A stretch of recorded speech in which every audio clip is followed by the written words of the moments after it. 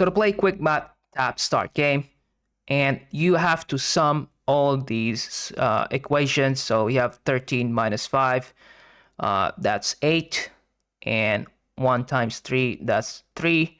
So you have 8 plus 3, that's 11. Submit before this timer runs out. We have 6 plus 1, that's 7.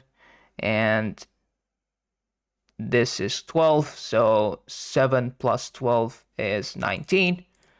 Submit. Okay, that was wrong. My math was wrong. Let's try again. 3 plus 14. 3 plus 4, sorry. That's 7. Okay, next level. 8 plus 4, 12. 14. Okay. 0 plus 8, that's 8. Plus 8, 16. Plus 3, that's 19. Okay, and so on until you make a mistake or until this timer runs out. We're just gonna add a random number and submit. Okay, the sum was incorrect, so the game ended.